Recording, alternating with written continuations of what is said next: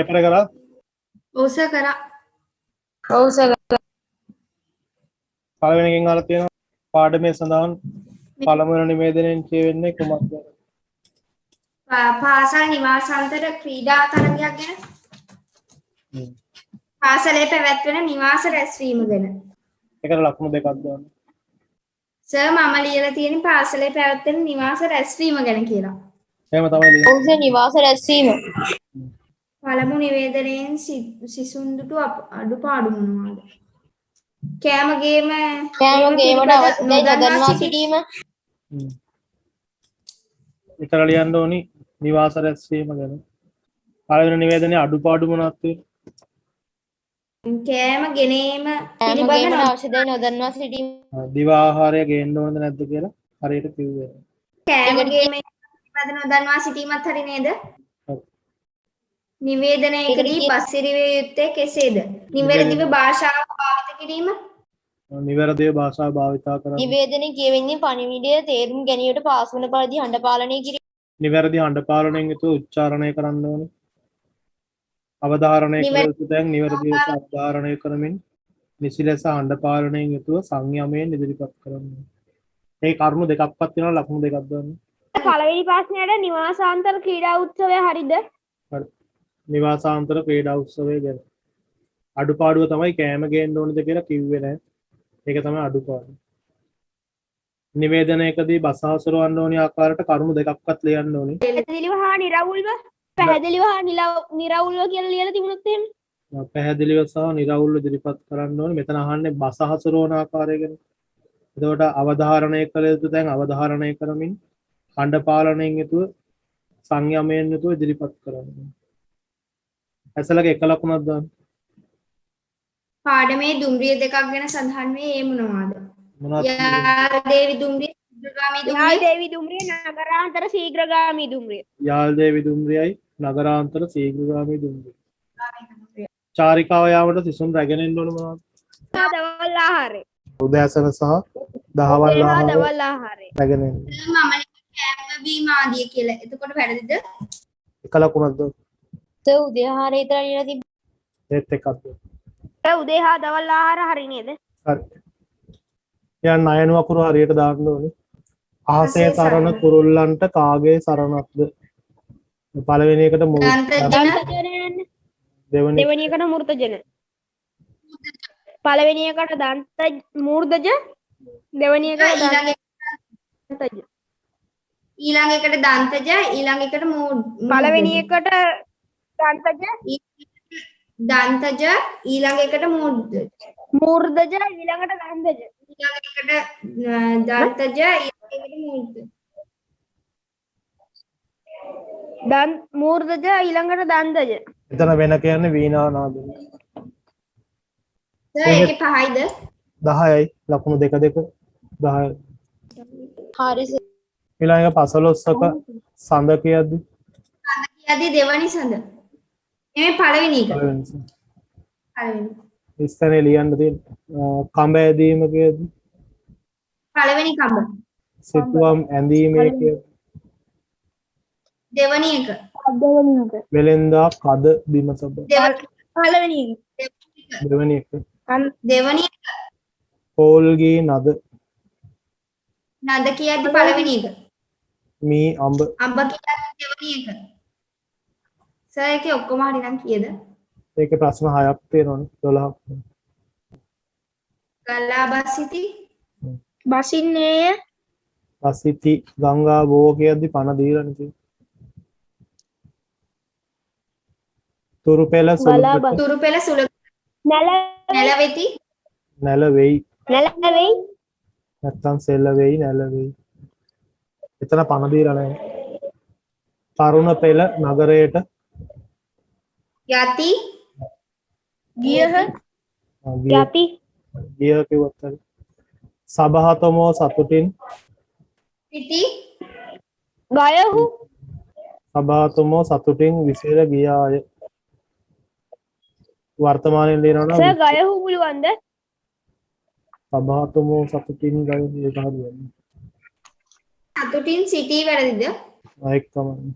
Martin Wickremesinghe සූරි මඩුල් දුව UA රචනා කළහ. රචනා කළහ නැත්නම් ලියූහ. සර් UA වැරදි නේද? එතන මේ ගෞරවාර්ථ බහුවචන ශූරී හූ කියද්දි ලිව්වෝය නැත්නම් රචනා කළහ. නැත්නම් රචනා කළෝය. ඒකත් ලකුණු දෙක ගානේ 10ක්. ලකුණු ඔක්කොම 42ක් එනවනේ. සර් මට 35යි. 33යි. සර් 39. 35ට 83යි. 38යි සර්. 38 90යි. සර් ලකුණු 42යිද? 39. 31ට 77. සර් 32ට 37. 39ට 93යි. 32ට 76යි. ලිඛිත අභ්‍යාස ලිඛිතයක් තියෙනවා. මේක වෙනස් ලකුණු දෙනවා. සර් ලිඛිත අභ්‍යාසය කරා දාන්නද ගෲප් එකට? එන්න චුට්ටක්. මේක තව වෙන ලකුණු දෙනා ඉන්නවනම් කියන්න. 37 දෙන්න. 37 88. අරනෙච්ච. ලිඛිත අභ්‍යාස මොනවද කරන්නද? ලිඛිත අභ්‍යාස නිවේදන සර් ලියන්න. ඒකේ මේ නිවේදන එක නිවේදන තෝරගෙන ලියන්න කිව්වා. ආ. ඒක මට ගෲප් එකට දාන්නද? සර් මම තුනම ලිව්වා. දැන් දාන්න. ලිව්වනේ සර්. ආ ගෲප් එකට දාන්න. සර් මම දෙකක් ලිව්වා. චුට්ටක් ඉන්නේ සර්. පාඩම ලියන්නකො 15 කියලා. ලෝවට තර්ජනයක් වෙන විද්‍යුත් අපකරණ.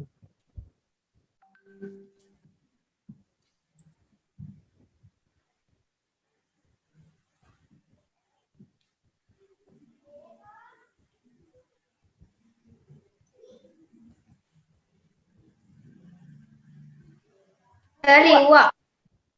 හරිද මාත්‍රා ලියවද? ඔව් සර් ලිව්වා. ඒවන්න හැඳින්වීම කියන. අප ජීවිතයේ විවිධ අරමුණු සඳහා විවිධ අවස්ථාවලදී ලේඛන කාර්යයන්හි නිරත වෙමු. ලේඛන විවිධ ආකාරයෙන් යුක්ත වේ.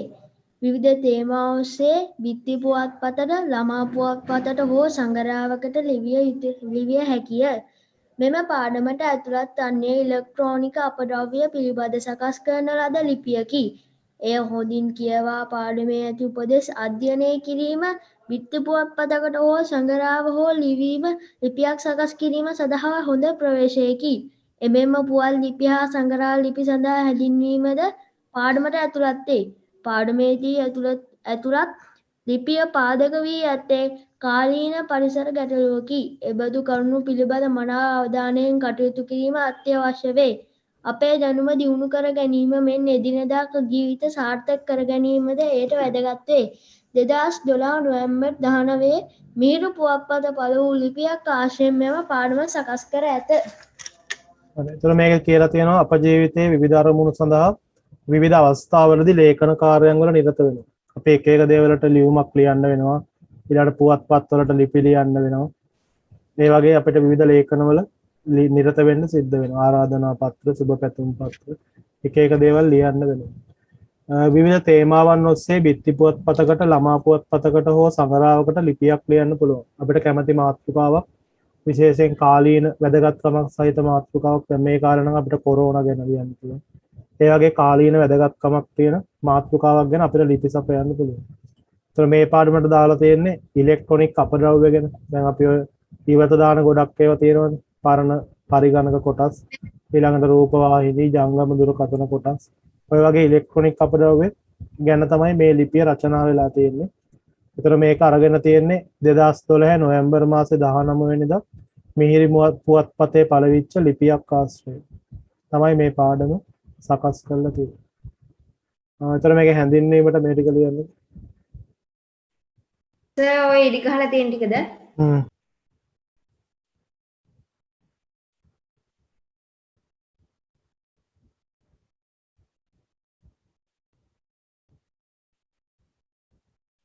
සර් ලිව්වා. ලියන ඉන්නවා. නෑ සර්. ඊට පස්සේ බලන්න විද්‍යුත් අපද්‍රව්‍ය ගැන විස්තරයක් තියෙනවා. වෙන කෙනෙක් කියන්නද?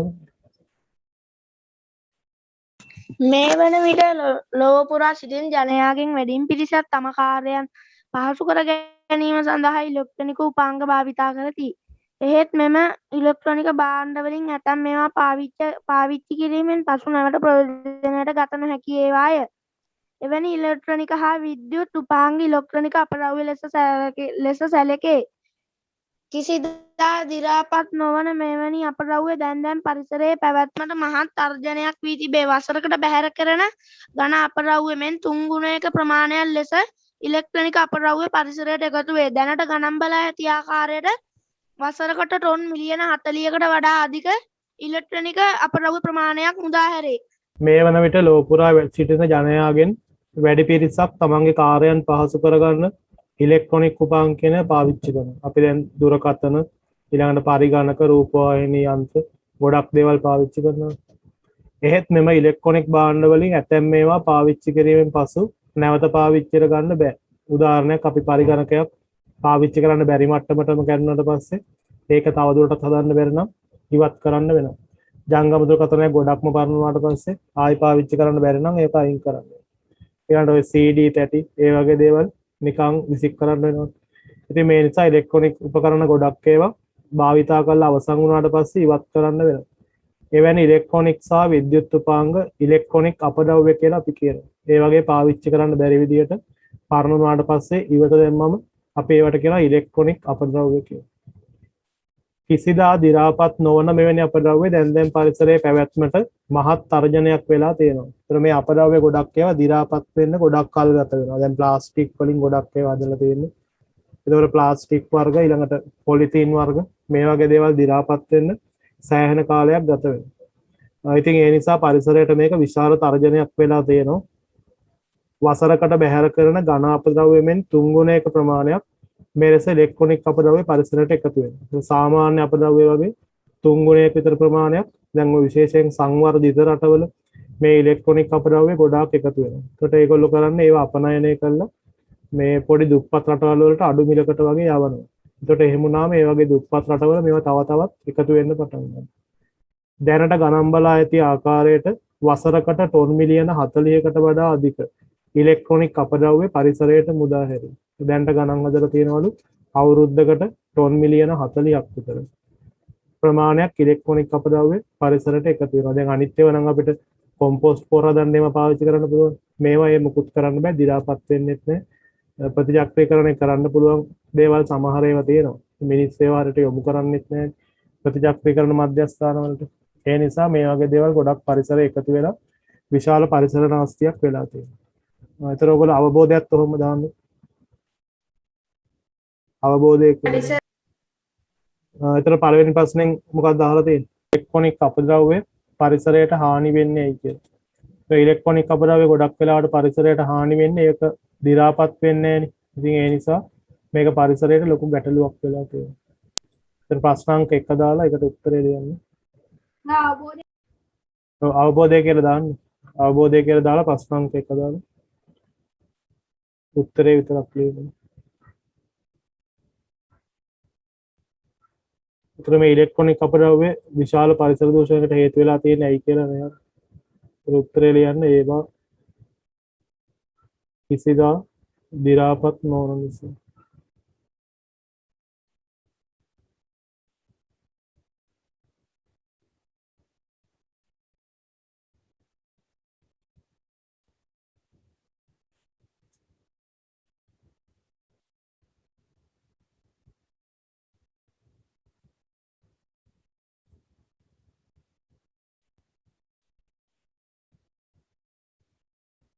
හරි සර්. ඊට පස්සේ මේවෙන් තියෙන අහිතකර බලපෑම් කියලා තියෙනවා.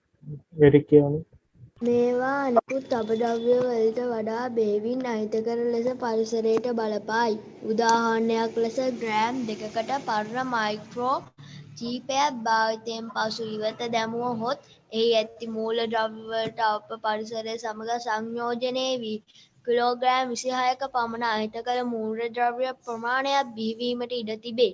මේ ලෙසට අප විසින් එදිනෙදා පරිසරයට මුදා හනු ලබන ඉලෙක්ට්‍රෝන අපද්‍රව්‍ය ප්‍රමාණ දෙස බලන විට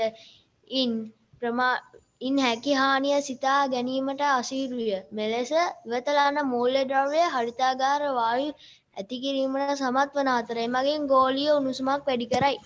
හරි ඊට පස්සේ කියනවා මේවා අනිකුත් අපද්‍රව්‍ය වලට වඩා ගොඩක්ම අහිතකර ආකාරයට පරිසරයට බලපානවා. දැන් අනික් අපද්‍රව්‍ය නම් කාලයක් ගියාම දි รา පත් වෙලා පසට කොම්පෝස්ට් වෙලා එකතු වෙනවනේ. මේවා එහෙම වෙන්නේ නැහැ. මේක කියන උදාහරණයක් විදිහට ග්‍රෑම් 2ක පමණ මයික්‍රෝචිප් එකක් භාවිතයෙන් පසු ඉවත දැමුවොත් ඒකේ තියෙන මූලද්‍රව්‍ය අවට පරිසරයේ තියෙන ඒවත් එක්ක සංයෝග වෙලා කිලෝග්‍රෑම් 26ක විතර අහිතකර මූලද්‍රව්‍ය ප්‍රමාණයක් බිහි වෙන්න පුළුවන්. ඒතර මේ කිලෝ අපි සාමාන්‍යයෙන් මේ ග්‍රෑම් 2ක් කියන්නේ පොඩි ප්‍රමාණයක්නේ. ඒතර ග්‍රෑම් 2ක අහිත මේ ඉලෙක්ට්‍රොනික චිප් එකක් අපි විසික් කරොත් ඒක පස්සේ පරිසරයේ තියෙන අනෙක් ඒවාත් එක්ක අවලං වෙලා කිලෝග්‍රෑම් 26ක අපද්‍රව්‍ය හදනවා. ඒතකොට මේක විශාල හානියක් වෙනවා පරිසරයට. මේ ලෙසට අප විසින් එදිනෙදා පරිසරයට මුදාහරණ ඉලෙක්ට්‍රොනික අපද්‍රව්‍යات එක්ක බලනකොට ඒකෙන් වෙන්න පුළුවන් හානිදායක තත්ත්වය හිතා ගන්න බැරි තරම් විශාල හානියක් වෙන්න පුළුවන්. හරිතාගාර වායුව ඇති කිරීමට සමත් වෙනවල සමහර ඒවා. ඔය කාබන් ඩයොක්සයිඩ් කියන්නේ හරිතාගාර වායුවක්. ඔයගොල්ලෝ කාබන් ඩයොක්සයිඩ් දන්නවද? ඊළඟට ඔය CFC කියලා වායුවක් තියෙනවා. මේ වගේ වායු වලට අපි කියනවා හරිතාගාර වායු කියලා. ඒතර මේ වගේ වායුගෝලයට නිදහස් වුණාම වායුගෝලයේ තියෙන උෂ්ණත්වය වැඩි වෙනවා. දැන් අපි පෘථුවිය ගත්තට පස්සේ පෘථුවිය එහෙම ගෝලාකාරයිනේ. ඒතර මේකට වැටෙන සූර්ය කිරණ ආයසරයක් මේකට ශක්තිය කොටසක් දීලා පරාවර්තනය වෙලා යනවා. හැබැයි මේ හරිතාගාර වායු කියන ඒවා තිබ්බම වායුගෝලේ මේ හරිතාගාර වායු වලට පුළුවන් මේ පරාවර්තනය වෙන සූර්ය කිරණ ආයසරයක් පෘථුවියටම හරවල ගන්න. එතකොට එහෙම වුණාම වෙන්නේ ගෝලීය උෂ්ණත්වය එන්න එන්න වැඩි වෙනවා. අර ඉරේඩියට වැටෙන ඉරේඩිය ආයි පරාවර්තන වෙලා යන්න දෙන්නේ නැහැ. ඒවා හරවලා ආයි පෘථුවියටම එවනවා. එතකොට මුළු පෘථුවියම හරිතාගාරයක් බවට පත් වෙනවා. හරිතාගාරයක් කියන්නේ ඔය සීත රටවල වගා කටයුතු කරන්න මිනිස්සු හදාගත්තනේ හරිතාගාර. ඒ වගේ වෙන්නේ මේ වගේ එකක්.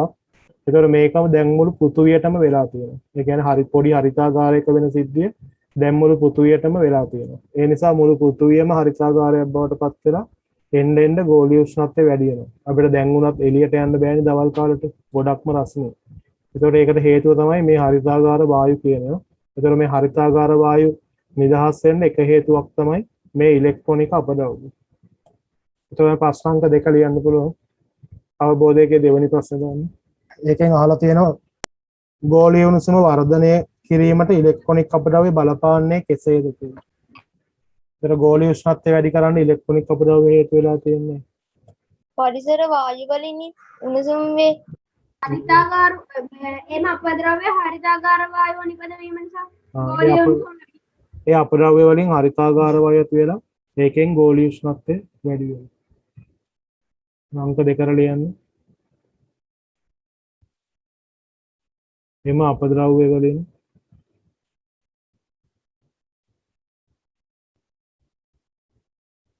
හරිතාගාර වායු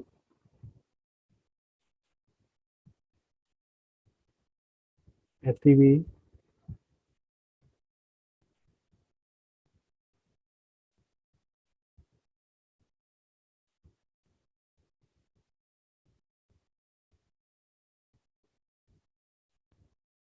ගෝලීය උෂ්ණත්වය ඉහළ වේ.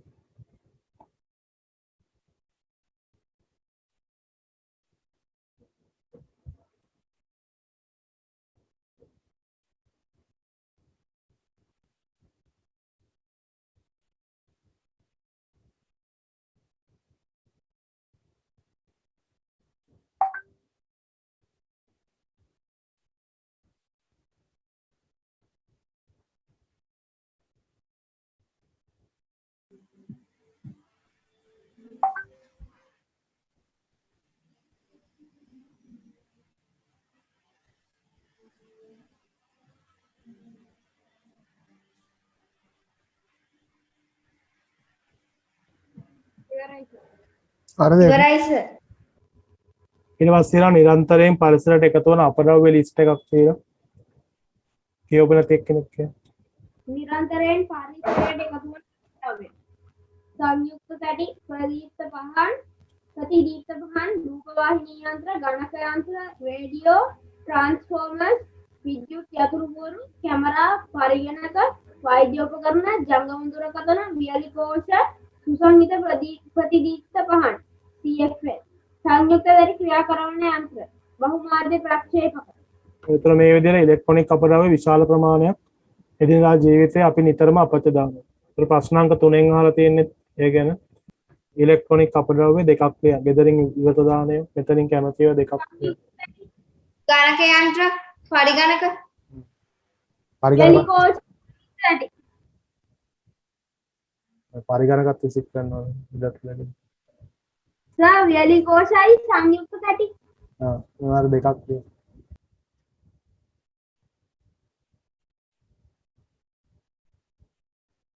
හරි සර් ලිව්වා. ඉඩක් තියෙනවා. විකලන පරිගණක ප්‍රමාණයෙන් 150ක් පමණ ප්‍රමාණයක් සම්පූර්ණ වශයෙන් හෝ අර්ධ වශයෙන් හෝ භාවිත කිරීමට නුසුදුසු බැවින් ඒවා බැහැර කෙරේ. එහෙත් ඔවුන් සංවර්ධනය වෙමින් පවතින රටවල නොමිලේ හෝ සුළු මුදලකට එම උපකරණ ලබා දෙන අතර එමගින් සංවර්ධනය වෙමින් පවතින රටවල ඉලෙක්ට්‍රොනික අපද්‍රව්‍ය රැස් කරන්නන් බවට පත් වේ. හරි. එතකොට මේකේ තියෙනවා සංවර්ධිත රටවල් විසින් හදන පරිගණක ප්‍රමාණයෙන් 150ක් හෝ අර්ධ වශයෙන් හෝ භාවිතා කිරීම නුසුදුසු බැවින්. දැන් ගොඩක් ඔය සංවර්ධිත රටවල හදන පරිගණක අලුතෙන් එන පරිගණකයක් එනකොට පරණ පරිගණක ඉවත් කරනවානේ ඒගොල්ලෝ. ඒතර 150ක් විතර ප්‍රමාණයක් මේ විදිහට හැම අවුරුද්දෙම ඉවත් කරනවා. එහෙත් ඔවුන් සංවර්ධනය වෙමින් පවතින රටවලට නොමිලේ හෝ සුළු මුදලකට එම උපකරණ ලබා දෙනවා. ඒතර ඒගොල්ලෝ කරන්නේ දුප්පත් රටවල් වලට මේවා අපනයනය කරනවා එක්ක අඩු මුදලකට. එහෙම නැත්නම් සහනාධාරයක් කියලා මේ නොමිලේම වගේ මේවා පරිත්‍යාගයක් විදිහට අනෙක් රටවල් වලට දෙනවා. ඒතකොට ඒගොල්ලෝ කරන්නේ ඉතින් මේවා එකතු කර කර මේවා අපද්‍රව්‍ය රැස් කරන්නම් බවට පත් වෙලා තියෙනවා. ඒ නිසා ගොඩක් වෙලාවට සංවර්ධනය වෙමින් තියෙන තුන්වන ලෝකයේ දුප්පත් රටවල් තමයි ඉලෙක්ට්‍රොනික අපද්‍රව්‍ය රැස් කරන්නම් බවට පත් වෙලා තියෙන්නේ. ඊට පස්සේ ආ මිනිස් දිවියට එකෙන් වෙන හානි ගැන.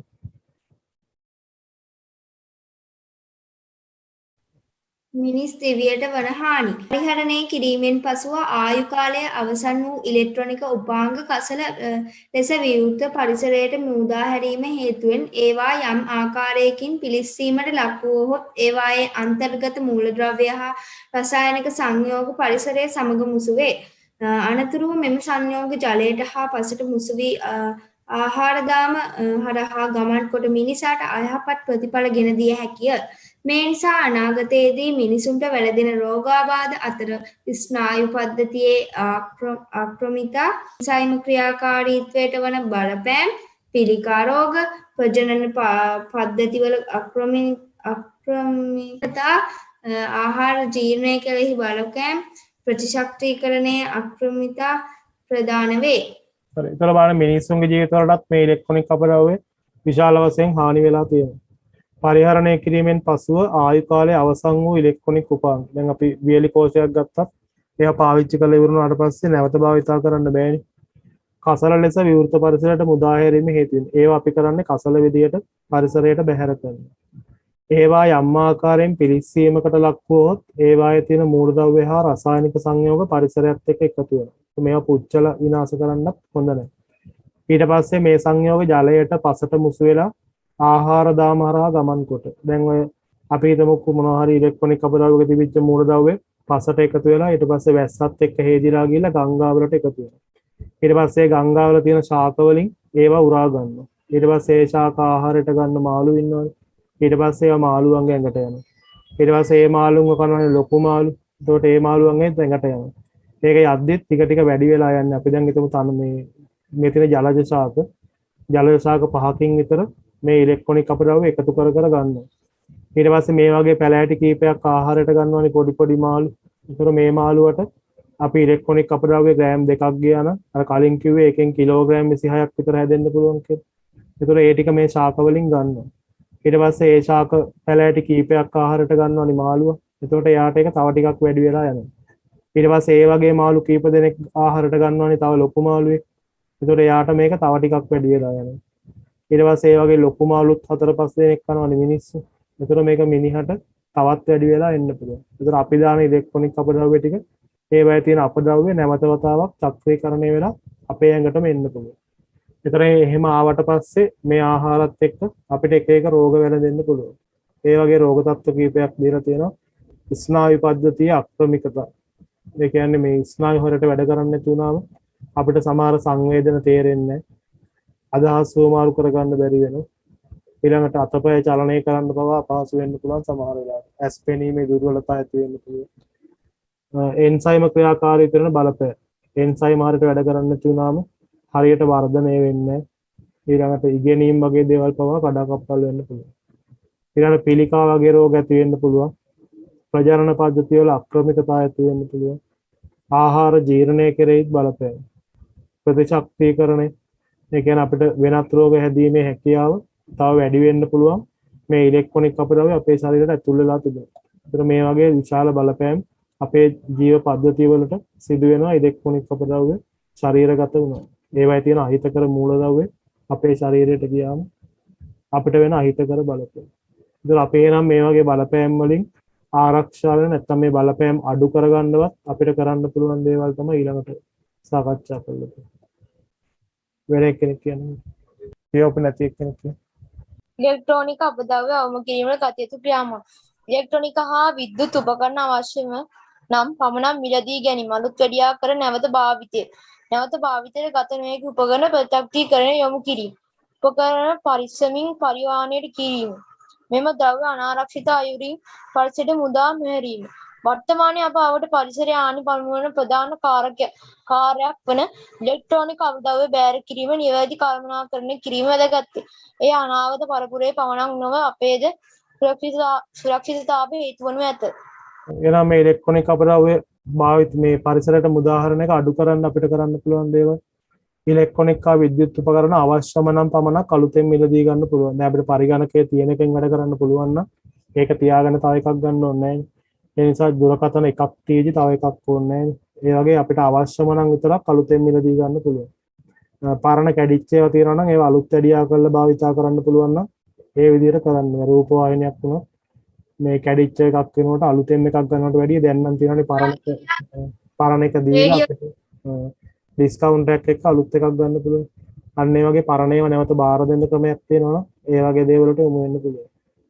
ඊළඟ ප්‍රතිචක්‍රීකරණය කරනක දැන් ඔය මේ බැටරි ජංගම දුරකථන බැටරියම දාන්න වෙනම ඩස්බින් එකක් තියෙනවා. ඔය සුපර් මාකට් වල එහෙම දැකලා තියෙනවද? ආපිකෝ වල එහෙම තියෙනවා වෙනම මේ ඒකට දාන්න පුළුවන් ඔය මේ පරණ ජංගම දුරකථන බැටරි ජංගම දුරකථන විසිකරණය තියෙනවා නම් ඒ වගේ දේවල් එකතු කරන්න වෙන මේ සුපර් මාකට් වල එහෙම තියලා තියෙනවා ඩස්බින්. ඒතකොට ඒවට අපිට දාන්න පුළුවන්. උපකරණ පරිස්සමෙන් පරිහරණය කරන එක ඔයකටත් හොඳයි නේ. ඒකට අපිට මේ කැඩුනොත් බිඳුනොත් අලුතෙන් ගන්න වෙන්නේ. ඒ නිසා තියෙන උපකරණ පරිස්සමෙන් පාවිච්චි කරලා මේ පරිසරයට වෙන හානියක් අඩු කරගන්න පුළුවන්. මේ ද්‍රව්‍ය අනාරක්ෂිත ආකාරයෙන් පරිසරයට නිකන් ওই වියලි කෝෂයක් වුණත් අපි නිකන් විසි කරන්න හොඳ නැහැ. අර වගේ ප්‍රතිචක්‍රීකරණය කරන තැනකට දාන්න පුළුවන් නම් ඒක තමයි හොඳ ක්‍රමය. වර්තමානයේ අපාවට පරිසරයට හානි පමුණුවන ප්‍රධාන කාරකයක් වන ඉලෙක්ට්‍රොනික අපද්‍රව්‍ය බැහැර කිරීම නිවැරදිව කළමනාකරණය කරන එකත් වැදගත්. දැන් මිනිස්සුන්ට නිකන් කිව්වට වැඩක් නැහැ නේ. ඒගොල්ලන්ට ඒවා බැහැර කරන්න නිසි ක්‍රමවේදයකුත් හදලා තියෙනවා. ඒතර අපිට පුළුවන් නම් ඒ වගේ කසල වෙනම එකතු කරන මධ්‍යස්ථාන හදන්න. ඒවා එකතු කරන මේ ක්‍රමයක් මිනිස්සුන්ට පැහැදිලිව කියන්න. එතකොට මේ මිනිස්සු මේ නිකන් පරිසරයට ඒවා විසික් කරන්නේ නැතුව මේ පිළිවෙලකට ඒ අපද්‍රව්‍ය ප්‍රතිචක්‍රීකරණ මධ්‍යස්ථාන වලටම බාර දෙන්න පුරුදු වෙනවා. ඒ අනාගත පරපුරේ විතරක් නෙවෙයි දැන් ජීවත් වෙන අපේ මේ සුරක්ෂිතතාවයටත් වැදගත්. මොකද පිළිකා වගේ දෙයක් හදුනොත් එහෙම සමහරට ඉතින් මේ ජීවිතේම වන්දි ගෙවන්න සිද්ධ වෙනවා. ඒතර අපි හරිතාගාර වායු ගැන කියවනේ මේ කාබන් ඩයොක්සයිඩ්, මීතේන් වගේ වට කියනවා හරිතාගාර වායු. මේවා එකතු වුණාම පරිසරයේ තියෙන උෂ්ණත්වය ඉහළ යනවා. ඊළඟට මේ දැන් ලියන්න ඕනේ. පස්සේ පාඩම ඉවරලා අන්තිමට උපාංග කියනවා මේ ඉලෙක්ට්‍රොනික උපාංග කියන්නේ ඉලෙක්ට්‍රොනික මේ උපකරණ වල තියෙන එක කොටස්. ඊළඟට ආහාර දාමයක් කියන එකත් අපි කරේ ඉස්සර ශාකයකට ගියාට පස්සේ මේ ඉලෙක්ට්‍රොනික අපද්‍රව්‍ය වල තියෙන මූලද්‍රව්‍ය ඒවා වැඩි වෙලා සත්තුන්ට යනවා. තව වැඩි වෙලා සත්තුන්ට ගිහලා අන්තිමට මිනිහට ගොඩක්ම වැඩි වෙලා එනවා. ඒකට ඒ විදිහට ශාකයකින් පටන් අරගෙන ක්‍රමානුකූලව සතුන් ඔස්සේ යන ආහාර සම්බන්ධතා නිරූපණය කරන සටහනකට කියනවා ආහාර දාමයක් කියලා. ඊට පස්සේ එන්සයිම කියන්නේ කිසියම් ක්‍රියාවක වේගය අඩු වැඩි කරන්න උපකාරී වන රසායනික ද්‍රව්‍ය. දැන් අපේ ඇඟේ මේ එන්සයිම කියන ඒවා තියෙනවා. ඒවා හරියට වැඩ කරොත් තමයි අපේ පරිවෘත්තීය ක්‍රියා හරියට සිදු වෙන්නේ. ඒතර අපේ එන්සයිම අක්‍රිය වුණොත් එහෙම අපිට මේ සාමාන්‍යයෙන් එදිනෙදා කරන කිසිම වැඩක් සාමාන්‍ය විදිහට කරගන්න බැරි වෙනවා. ඒ වුණොත් අපි අලස වෙනවා, කම්මැලි වෙනවා, නිදිමත ගතිය වැඩි වෙනවා. ඒ වගේ අපේ ක්‍රියාශීලී බව අඩු වෙනවා මේ එන්සයිම හරියට ක්‍රියාත්මක වෙන්නේ නැත්නම්. යම්කිසි රෝගයකින් බැලකී සිටීමට තිබෙන ශක්තියට කියන ප්‍රතිශක්තිකරණය. ඒක දැන් ඔය කොවිඩ් එකටත් කියන්නේ ප්‍රතිශක්තිකරණයෙන්වත් විදින්න ඕන කියලා. ඒ ප්‍රතිශක්තිකරණය කියන්නේ මොකක් හරි රෝගයක් වැළඳෙන්නේ නැතුව තියෙන හැකියාව. ඒකට ඒක වැඩි වෙන්න නම් ප්‍රතිශක්තිකරණය අපේ දේහයේ හොඳට තියෙන්න නම් අපේ දේහය නිරෝගීව තියෙන්න ඕනේ. මේ ඉලෙක්ට්‍රොනික අපද්‍රව්‍ය වල තියෙන මූලද්‍රව්‍ය අපේ දේහයට ගියාට පස්සේ දේහයේ තියෙන ප්‍රතිශක්තිකරණ හැකියාව අඩු වෙන්න පුළුවන්. එතකොට ඉක්මනට රෝගවලට ගොදුරු වෙනවා. නිතරම ලෙඩ වෙන ළමයින් ඒගොල්ලන්ගේ ප්‍රතිශක්තිකරණය ගොඩක්ම අඩුයි. කොයි වෙලේ බැලුවත් ලෙඩ වෙනවා. ප්‍රතිශක්තිකරණය කියන්නේ ඔරොත්තු දීමේ හැකියාව කියලා කියන්නත් පුළුවන් නේද? ඔව්. මොකක් හරි ලෙඩකට ඔරොත්තු දෙන්න හැකියාව තමයි ප්‍රතිශක්තිය. ඒතර පොත්ත මල්ලි ඒ වගේ දේවල් බොන්න කියන්නේ ඒ වගේම ප්‍රතිශක්තිකරණය වැඩි කරනවා. දැන් ප්‍රතිචක්‍රීකරණය කියන්නේ මොකක් හරි ද්‍රව්‍යයක් නැවත නැවත භාවිතයට ගැනීම. ප්‍රතිචක්‍රීකරණය කරනවා කියන්නේ අපි දැන් මොනවා හරි ඉලෙක්ට්‍රොනික අපද්‍රව්‍යයක් වුණා අපිට නැවත ප්‍රතිචක්‍රීකරණය කරලා ආයිත් භාවිතා කරන්න පුළුවන්. ඒකෙන් අලුත් වියලි කෝෂ හදන්න පුළුවන්. එහෙම කරනකොට කියනවා ප්‍රතිචක්‍රීකරණය. එතන ඉඳන් තව ප්‍රශ්න දෙකක් තියෙනවානේ. අනිත් ප්‍රශ්නෙත් දාන්නම්. ප්‍රශ්න අංක 4. හරි සර්. හතරෙන් ආන ඉලෙක්ට්‍රොනික අපද්‍රව්‍ය වලින් පරිසරයට සිදුවිය හැකි හානි අවම කළ හැක්කේ කුමන ක්‍රියාමාර්ග භාවිතයෙන්ද? උත්තර තිබ්බනේද හානි අවම කර ගන්න පුළුවන් කියලා. අවශ්‍ය නම් පමණක් මිලදී ගැනීම අලුත් වැඩියා කර නැවත භාවිතය. අවශ්‍ය නම් පමණක් මිලදී ගන්න පුළුවන්. අලුත් වැඩියා කළ නැවත භාවිතා කරන්න පුළුවන්. ප්‍රතිචක්‍රීකරණය කරන්න පුළුවන්. කරුණු 3ක් විතරයි.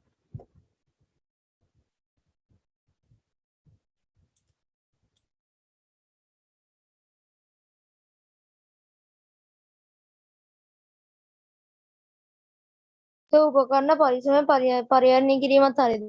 ඒකත් හරි. උපකරණ ප්‍රවේශමෙන් පරිහරණය කිරීම.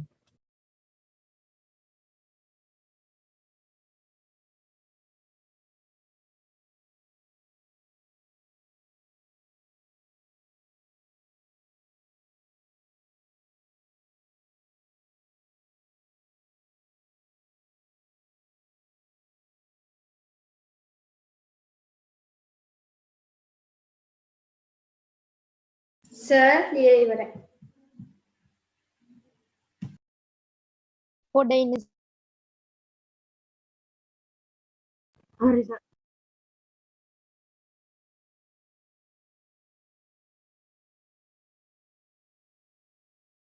හරි සර්.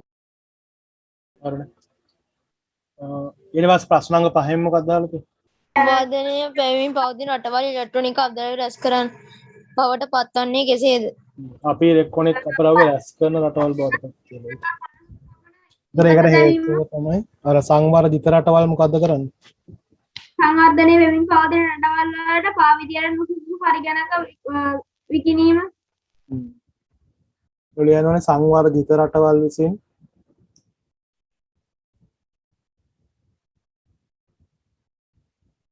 සංවර්ධනය වෙමින් පවතින රටවලට නොමිලේ හරි සුළු මුදලකට හරි උපකරණ ලබා දෙන නිසා.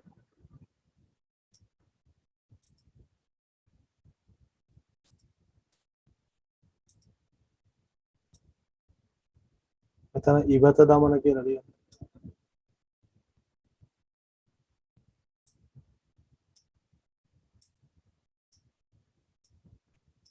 සංවර්ධිත රටවල් විසින් සංවර්ධනය වෙමින් පවතින රටවලට නොමිලේ හෝ සුළු මුදලකට ඉවතලන සර් මම ලිව්වා සංවර්ධනය වෙමින් පවතින රටවල් වලට නොමිලේ හෝ සුළු මුදලකට එය ලබා දීම කියලා. එය කියන්නේ මොකද්ද කියලා ලියන්න. එය කියලා දාන්න පාර ඉවතලන උපකරණ නැත්නම් භාවිතයෙන් ඉවත් කරන උපකරණ ලබා දෙන නිසා. හා සර්.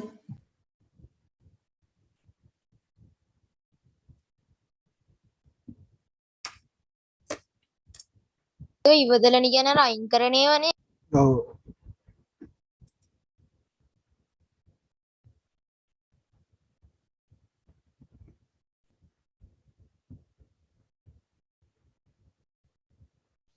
සංවර්ධන රටවල් විසින් සංවර්ධනය වෙමින් පවතින රටවල්ට නොමිලේ හෝ සුළු මුදලකට ඉවතලන උපකරණ ලබා දීම කියලා කිව්වොත් හරි නේද?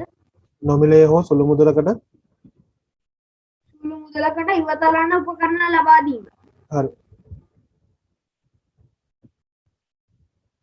ලිව්වා සර්. මෙන්න මේ ටිකත් පොඩ්ඩක් කියවනවා. ඔබ කියවූයේ ළමා පුවත්පතකින් උපුටාගත් ලිපියකි. එම ලිපිය සකස් කර ඇති ආකාරය පිළිබඳව පහත දක්වා ඇති කරුණු ඔස්සේ අවධානය යොමු කරන්න. ලිපියේ අරමුණ කාලීන වැදගත්කමක් ඇති කරුණක් පිළිබඳව ඔබ දැනුවත් කිරීම පිණිසයි. ලිපියේ අරමුණ පැහැදිලිව වනසේ සුදුසු මාතෘකාවක් යෙදීම. මුලින්ම මාතෘකාව පිළිබඳ හැඳින්වීම. අකුරු මාතෘකා යටතේ කරුණු ගොනු කිරීම. අවසානයේ කතුවරයාගේ යෝජනා ඉදිරිපත් කිරීම. ගැළපෙන බස් ව්‍යවහාරයක් භාවිතය. මේ අන්දමට විවිධ මාතෘකා යටතේ පුවත්පත් සඳහා ලිපි ලිවීමටද ඔබටද පුළුවන්. හරි. එතන මේකේ තියෙනවා මේ දැන් මේ අපි කියවපු එක ළමා පුවත්පතකට ලියපු ලිපියක්. ඒතර ඒ වගේ පුවත්පතක් මේ පුවත්පතකට ලිපියක් ලියනවා නම් මෙන්න මේ වගේ කරුණු ඔස්සේ තමයි ඒවා ලියන්නේ. ඒතර අපි නිකන් ඔය වැදගත්කම නැති දෙයක් ලියනට වැඩිය මේ වගේ වැදගත් මාතෘකාවක් යටතේ ලිපියක් සපයන්න පුළුවන් නම් ඒක රටේ ඉන්න අයටත් Tamanට වගේම අනිත් අයටත් විශාල ප්‍රයෝජනයක්. මේ අනුමාත්‍රකාවක් දාන්නකො පුවත්පත් ලිපි කිය. සර් අර දෙකම පාඩම ඉවර වුණාට පස්සේ ලියන්න ඕනිද? අරුත් පැහැදිලි කිරීමයි ඕකයි. නෑ අරුත් පැහැදිලි කිරීම ටික විතරයි මේක ලියන්නේ. දැන් අනුමාත්‍රකාවක් ලියනකො හරි පුවත්පත් සර් පුවත්පත්. ඕකේ සර්. මේ ටික කියවන්න. අපට එදිනෙදා ජීවිතයේ විවිධ තොරතුරු මෙන්ම දැනුම හා විනෝදාස්වාදය සපයන මාධ්‍ය අතර පුවත්පත වැදගත් වේ. විවිධ මට්ටම්වල පාඨකයන් ඉලක්ක කර ගනිමින් පුවත්පත් පළ කෙරේ. ළමා, තරුණ, සාමාන්‍ය පොදු පාඨකයන් ආදී වශයෙනි. පුවත්පත් සඳහා ලිපි ලිවීමේදී පහත සඳහන් කරුණු පිළිබඳව සැලකිලිමත් වීම සුදුසුය. ලිපිය කුමන පාඨක පිරිසක් සඳහාද යන වග, එම පාඨක පිරිසට අදාළ වූවක්ද යන වග, පාඨක පිරිසට ගැළපෙන සුදුසු බස් වහරක් යොදාගත යුතු බව, පාඨකයාගේ සිත් ඇදගන්නා සුළු බව, නිර්මාණාත්මක බව, මාතෘකාවට අදාළ බව. පුවත්පත් ලිපියක් ලියද්දි මෙන්න මේ කරුණු ගැන අපි සැලකිලිමත් වෙන්න ඕනේ. දැන් පුවත්පතට ලිපියක් ලියද්දි ඒක ළමා පුවත්පතක් වෙන්න පුළුවන්, නැත්නම් තරුණයන්ට තියෙන එකක් වෙන්න පුළුවන්. සාමාන්‍ය පොදු පාඨකයන්ට තියෙන පුවත්පතක් වෙන්න පුළුවන්. මේ මොන පුවත්පතකට ලිපියක් ලිව්වත් මෙන්න මේ කරුණු ටික ගැන අපි සැලකිලිමත් වෙන්න ඕනේ. පළවෙනි කාරණේ තමයි ලිපිය කුමන පාඨකයන් සඳහාද යන මඟ. ඒ කියන්නේ මේක ළමයි වෙනුවෙන් මේ තියෙන පුවත්පතකටද මේ ලිපිය ලියන්නේ, නැත්නම් සාමාන්‍ය පාඨකයන් සඳහා තියෙන පත්තරයක්ද, නැත්නම් තරුණ පරපුර සඳහා තියෙන පුවත්පතක්ද. ඒ වගේ පුවත්පත මේ කියවන පාඨකයන් ගැන අවබෝධයක් තියෙනවා. එම පාඨක පිරිසට අදාළ වූවක්ද යනවද? දැන් අපි ළමයින්ට ලියන එකක් නම් ළමයින්ට අදාළ මාතෘකාවක් තෝරගන්න ඕනේ. තරුණ කට්ටියට ලියනවා නම් එයාලට ගැළපෙන විදිහේ මාතෘකාවක් තෝරගන්න. ඒ වගේ පාඨකයන්ට ගැළපෙන විදිහට මාතෘකාව තෝරගන්න. ඒගොල්ලන්ට ගැළපෙන විදිහට බස් වහරක් යොදා ගන්නත් ඕනේ. ඒ කියවන පාඨක පිරිසට ගැළපෙන විදිහට නිවැරදිව භාෂාව භාවිතා කරන්න ඕනේ. පාඨකයන්ගේ සිත් ඇද ගන්න ඕනි, නිර්මාණාත්මකව ලියන්න ඕනි, මාතෘකාවට අදාළව කරුණු ගොනු කරන්නත් ඕනේ. එතන පුවත්පත් ලිපි කියලා ලිව්ව නේද? ඔව් සර්. ඒකට තරුවක් දාලා ලියන්න. නැත්නම් ඉරි කෑල්ලක් ගහලා ලියන්න. තරුවක් දාලා ලියන්න. ඉස්සරහින් ඉරි කෑල්ලක් ගහලත් සර්. ඔව් එහෙම ලිව්වත් කමන්නේ. පුවත්පත් සඳහා ලිපි ලිවීමේදී පහත කරුණු පිළිබඳ සැලකිලිමත් වීම සුදුසුය. එතෙන්ද මේ කරුණු ටික ලියන්න.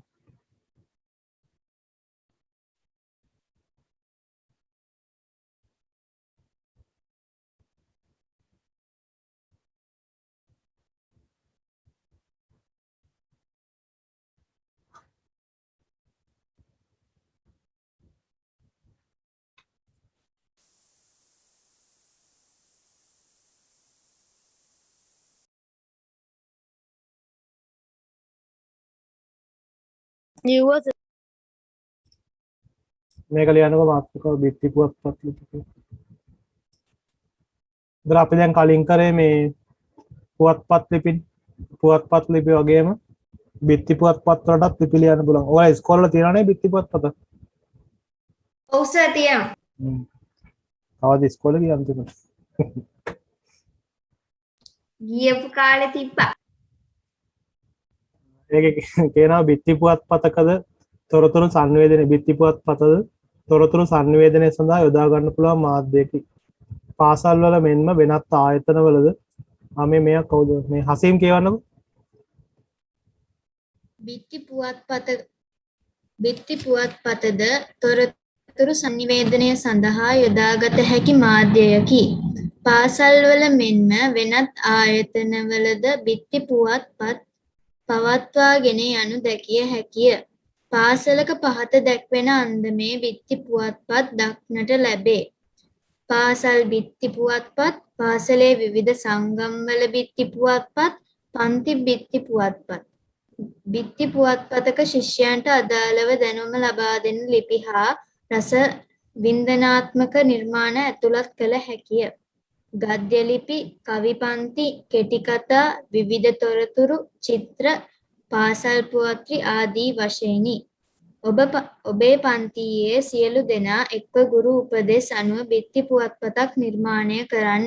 බිත්ති පුවත්පත ඔබේ ලේඛන හා නිර්මාණාත්මක හැකියා දියුණු කර ගැනීමට ඉවහල් වනු ඇත. ඒතර බිත්ති පුවත්පත් එක එක වර්ග තියෙනවානේ. උදාහරණ විදියට පාසල් බිත්ති පුවත්පත් තියෙනවා. පාසල එක එක සංගම් වලට දාලා බිත්ති පුවත්පත් තියෙනවා. පන්ති වල වෙන වෙනම බිත්ති පුවත්පත් තියෙනවා. එක එක ආයතන ගත්තම ඒ ආයතන වල තියෙන බිත්ති පුවත්පත් ඒ වගේ එක එක තැන්වලදී එක එක විදිහේ බිත්ති පුවත්පත් අපිට හම්බ වෙනවා. බිත්ති පුවත්පත් වලට අපිට එක එක විදිහේ ලිපි ඇතුළත් කරන්න පුළුවන්. ගද්‍ය ලිපි කියන්නේ අපි රචනා වගේ ලියලා ඇතුළත් කරන්න පුළුවන්. කවි පන්ති ඇතුළත් කරන්න පුළුවන්. කෙටි කතා, විවිධාකාර තොරතුරු, චිත්‍ර දාන්න පුළුවන්, කාටුන් චිත්‍ර. ඊට පස්සේ පාසලේ තියෙන ප්‍රවෘත්ති. ඒ වගේ යන කණ්ඩායමක් ජයග්‍රහණය කරාම ඉස්කෝලේ මොකක් හරි තරගයක් ඒ වගේ දේවල් කාලීන තොරතුරු මේ වගේ එක එක දේවල් ඇතුළත් කරන්න පුළුවන්. ඒතර ඒ වගේ බිත්ති පුවත්පතක් හදනකොටත් අර පුවත්පත් ලිපියක් වගේම සැලකිලිමත් වෙන්න ඕනි කාරණා තියෙනවා. කරුණු ටික කියවන්න. ඔය නමුදු ඔයා ඉන්නවද? ඔව් සර්. කියන්නේ බිත්ති පුවත්පත දිනපතා ප්‍රත්‍යයක මුල් පිටුවේ ආකෘතිය අනුව සකස් කිරීම සුදුසුය. ඉහළින්ම බිත්ති පුවත්පතේ නම හා පළ කරන්නේ කවුරුද, දිනය ආදී තොරතුරු.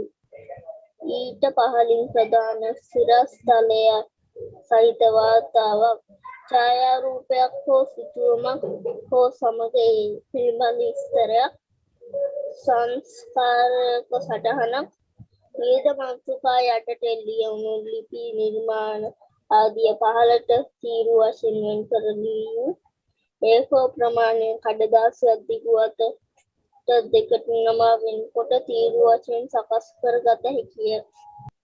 හරි. ඒතර බිත්ති පුවත්පතක් අපි ලියනකොට බිත්ති පුවත්පතක දිනපතා පත්‍රයක මුල් පිටුව කියන අර මේ ලංකාදීප වගේ පත්තර තියෙන ඒ පත්තරේ මුල් පිටුවක් වගේ තමයි හදන්න ඕනේ. උඩින්ම දාන්න ඕනේ බිත්ති පුවත්පතේ නම හා පළ කරන්නේ කවුද, දිනය වගේ තොරතුරු. අපි දැන් මේ පත්තරයක් ගත්තත් ඔය උඩින්ම තියෙන්නේ මාතෘකාව. ඊට පස්සේ තියෙනවා ඒකේ දිනේ පැත්තකින් දිනේ දාලා තියෙනනේ පොඩියට දිනය. ඊට පස්සේ මේ බිත්ති පුවත්පත කවුද මේක නිර්මාණය කරේ, ඒ වගේ තොරතුරු ටිකක් තියෙනවා. ඊට පහළින් ප්‍රධාන සිරස්තලයක් සහිත වාර්තාවක්. දැන් ඕකේ නම මොකද්ද ප්‍රධාන සිරස්තල? කෝටි 60000ක ටෙන්ඩර් එilla ඇමරිකන් තානාපතිගෙන් ගම්මන්පිලට බලපෑන. ඒ වගේ මොකක් හරි ඒ වගේ දේවල් ලියන්නේ අපි ඉස්කෝලේ ලිපියක් තියෙනවා නම් ඒකට ගැලපෙන විදිහට මේ ප්‍රධාන සිරස්තලයක් තියෙනවා. ඊට පස්සේ අර ඒකට අදාළව චිත්‍රයක් හෝ තියෙනවා. අතට ඒකට අදාළව රූපයක් ඔය තියෙන ඇමරිකන් තානාපතිගේ රූපයක්. එතකොට ඒ වගේ ඊට පහළින් සිතුවමක් හරි ඡායාරූපයක් ඒ වගේ දෙයක් දාන්න. ඊට පස්සේ සංස්කාරක සටහනක්. එතකොට මේක ඉදිරිපත් කරන එක්කෙනා මොනවා හරි කියලා තියෙන පය ගැන විස්තරයක් තියෙනවා. ඊට පස්සේ මේකදී අපිට තීරු වශයෙන් වෙන් කළා. දැන් ඕකෙත් බලන්න තීරු නේද වார்த்தාව ලියලා තියෙන්නේ. ඔය ඔව් සර්. තීරු ප්‍රධාන මේ වාර්තාව ඔය ප්‍රධාන එක නේ පල්ලෑ විස්තරේ පොඩ්ඩක් කරන්න. අනිත් පැත්තේ බලන්න. අනිත් පැත්ත බලන්න. ඒ කිව්වේ මේ පැත්තද? ආන්න. ඔය තියෙන පල්ලයට තීරු වගේනේ විස්තර ටික දාලා තියෙන්නේ. ඒතර ඒ විදිහට අපිට තීරු වලට බෙදාගෙන පල්ලයට තීරු විදිහට විස්තරය ලියන්න පුළුවන්. ඒතර ඒ විදිහට තමයි අර පුවත්පතක මුල් පිටුවේ ආකෘතියට තමයි බිත්ති පුවත්පතකුත් අපි නිර්මාණය කරන්නේ. ඒතර මේකේ මාතෘකාව ලියන්න බිත්ති පුවත්පත් ලිපි කියලා ලියලා ඊට පස්සේ ලියන්න පාසලක දැකිය හැකි බිත්ති පුවත්පත්.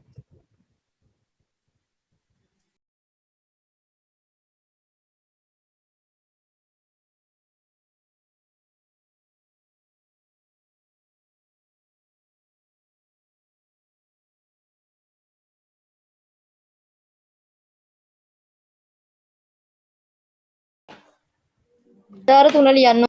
ඒකට මේ තුනයි.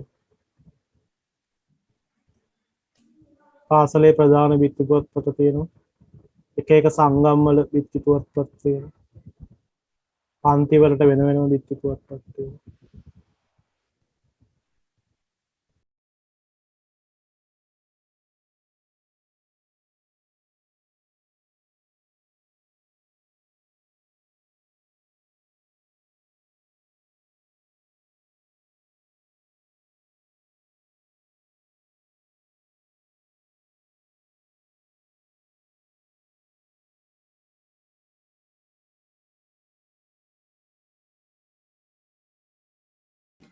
ඊළඟට තියෙනවා බිත්ති පුවත්පතට ඇතුළත් කරන්න පුළුවන් එක එක නිර්මාණ. ඔයගොල්ලන්ගේ පේපර්ස් වලත් ඔය පළවෙනි ප්‍රශ්නෙට අහන්නේ මේ ටික මේකෙන් තමයි ප්‍රශ්නයක් අහන්නේ. දෙවෙනි කොටසේ පළවෙනි ප්‍රශ්නෙට. ඒතර ඒකෙදී අහනවා බිත්ති පුවත්පතට දාන්න පුළුවන් එක එක නිර්මාණ වර්ග. ඒතර මේවා ලියන්න. සර් මේ පේපර් වලත් කොටු කළා උඩ. පාසලක දැකිය බිත්ති පුවත්පත් කියලා ලියලා අර 3 ලියන්න ඕනද? ඒ තුන ලියන්න. පාඩම කිව්වා මයික් එක ඔන් කරේ නෑ නේ. මට ඇහුන්නේ නෑ සර්. දැන් ආවෙන නෙමෙයි ඉන්නේ. Sorry sir.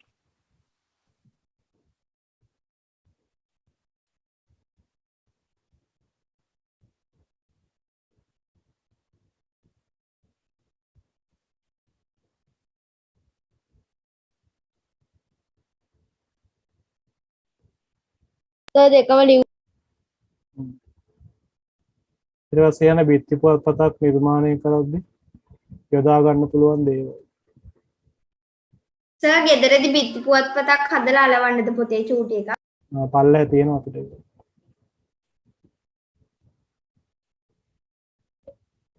බිත්ති පුවත්පතක් අපි හදනකොට මේ ඒකට මොනවද පාවිච්චි කරන්න පුළුවන්? දැන් ඉස්කෝලේ කණ්ඩායම් ක්‍රියාකාරකමක් විදිහට බිත්ති පුවත්පතක් හදන්න කියලා තියෙනවා. ඒතර අපි ඒකෙදි මොනවද අපිට පාවිච්චි කරන්න පුළුවන් දේවල්? පාට A4 A4 කඩදාසි පාවිච්චි කරන්න පුළුවන්.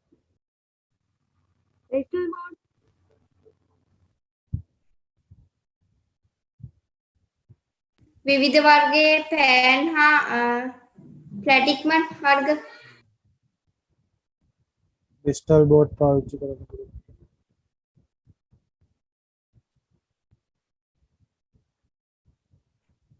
මාකර් පෑන් පාවිච්චි කරන්න පුළුවන්.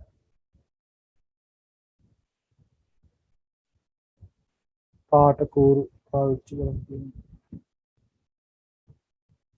පාට පෑන්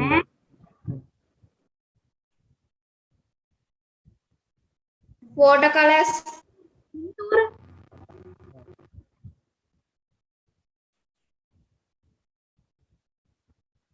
සර් මොකක්ද අර මාකර් පෑන් නෑ සර් මේ මොකක්ද අර යට නිකන් ලියලා තියෙන්නේ හැකි නිර්මාණ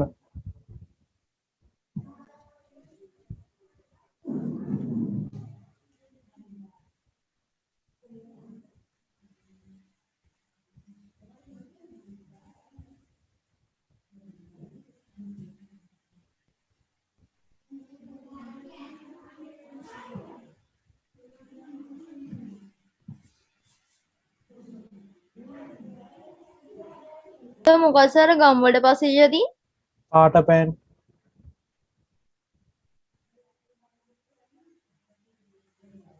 හරි සර් ලිව් නෑ සර් තාම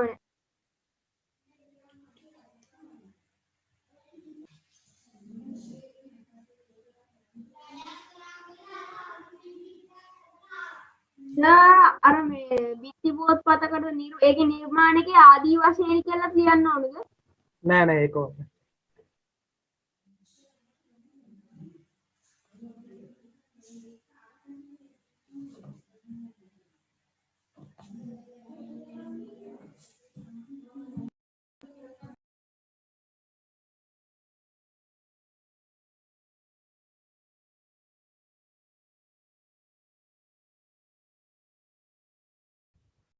හරි සර් සර් අවසානයේ තියෙන්නේ පාට පෑන්ද? හරි සර්. සර් එපාර ජේදා දාලා තියෙනවා මගේ මයික් එක ආයෙත් නැහැ. එයාගේ බොරු ගෙදර සද්ද වැඩි නම් මයික් එක වැඩ කරන්නේ නැහැ කියන. අයියත් එහෙම තමයි. නෑ සර් ඇත්තමයිලු. එහෙම තමයි කියන්නේ. බොරු නෙවෙයි.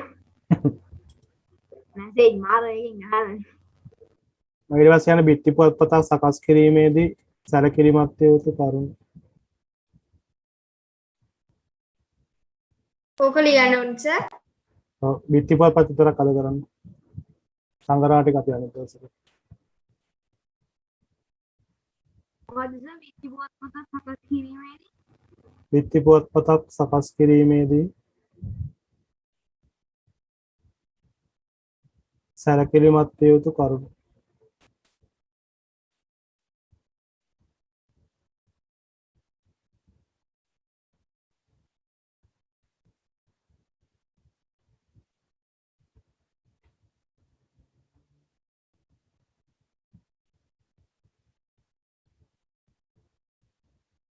ලිව්වා සර් ඒකට ලියන්න දිනපතා පත්‍රයක මුල් පිටුවේ ආකෘතිය අනුව සකස් කිරීම.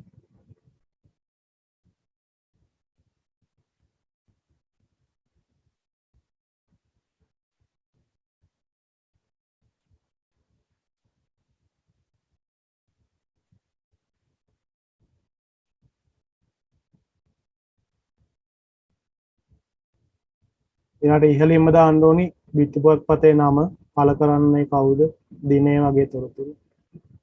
ඊළඟට ඊට පහළින් සිරස්තලෙත් එක්ක වාර්තාව. ඊළඟ ඡායාරූපයක්, සිතුවමක් වගේ දේවල්. සංස්කාරක සටහනක්. ඊළඟට A4 කඩදාසියක තීරු වශයෙන් ලියන්න පුළුවන්.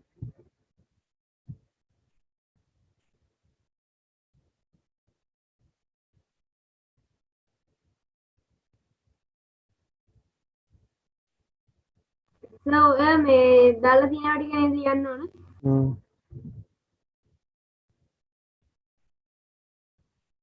හරි සර්. ඊළඟට තියෙනවා මේ බිත්ති පුවත්පත් වල එක එක විදිහට අපිට බිත්ති පුවත්පත් වෙන් කරන්න පුළුවන්. කලාප වශයෙන් පළ කරන බිත්ති පුවත්පත් තියෙනවා. උදාහරණයක් විදිහට අලුත් අවුරුද්දට වෙසක් කලාප, නත්තල් කලාප. ඒකට ලියනවා බිත්ති පුවත්පතක විවිධ කලාපද. අලුත් අවුරුදු කලාප තියෙනවා, වෙසක් කලාප, නත්තල් කලාප. හරි සර් ඊළඟ බිත්ති පුවත්පත් වල එක එක තේමාවල් තියෙනවා. ඒකට ලියන්න බිත්ති පුවත්පතක විවිධ තේමා.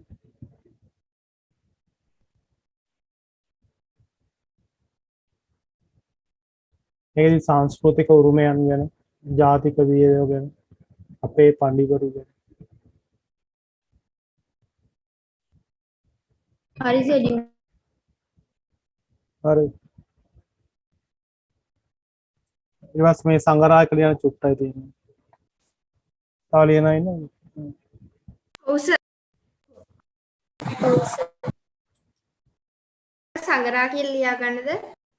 සංගරා කියලා ලියන්න මේක ඉවරද?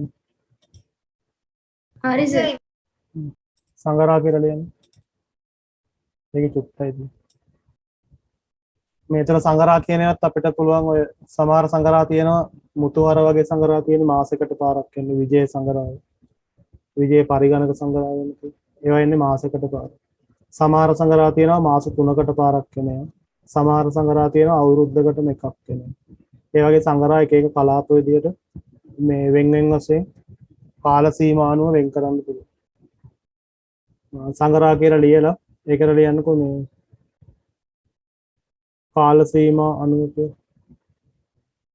කාල සීමා අනුව තියෙනවා සමහර සංගරා තියෙනවා සතිපතා තියෙනවා. සමහර ඒවා තියෙනවා මාසපතා තියෙනවා. සමහර සංගරා තියෙනවා වාර්ෂික අවුරුද්දකට එකක්. සමහර ඒවා තියෙනවා ත්‍රිමාසික මාස 3කට පාරක් සංගරාව නිකුත්. අර සංගරා කියලා දාලා තරු හතර ලියන්න ඕනේ නැද්ද? ඒකේ තියෙනවා තමයි මේ කඩුවේ. ඒක කාල සීමානුව මේ විදිහට සංගරා වෙන් කරන්න පුළුවන්. ඊට පස්සේ අපිට පුළුවන් මේවත් ඇතුළත් කරන්න පුළුවන් දේවල්.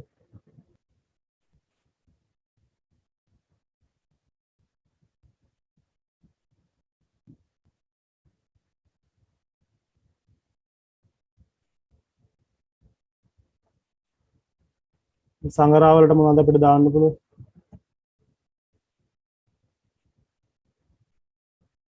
ඒකෙත් අර බිත්ති පුවත්පතේ දැම්මා වගේම දැන් බිත්ති පුවත්පතට මොනවද දැම්මේ?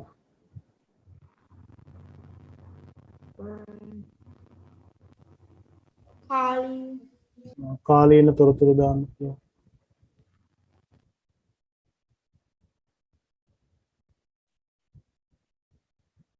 කෙටි කතා දාන්න පුළුවන්.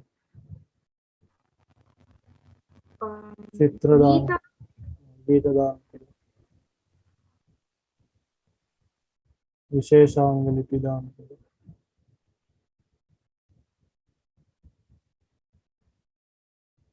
හරි සර්. එතන පල්ලෙන් තරුවක් දාලා මෙන්න මේක විතරක් තියෙනවා.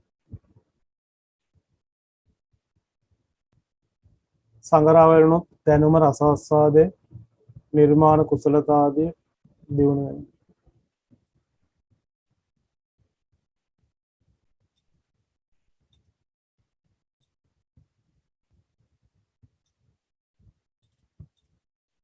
මොකද්ද සර් ලියන්නේ? ඔය තියෙන තරුවක් දාලා ඒක ලියන්න. ඒකට ඉවරයි.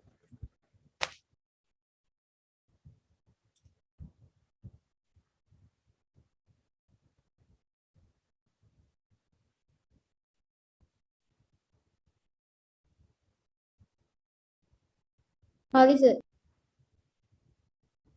හරි එච්චරයි. නෑ sir.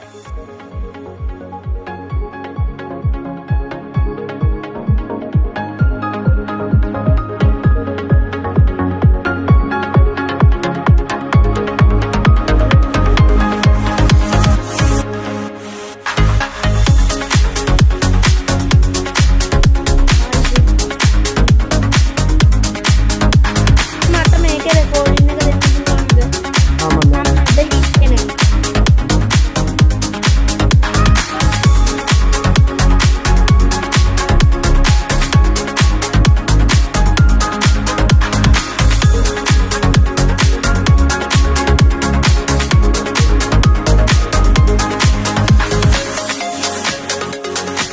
Bye sir. Good night sir. Bye sir, good night sir.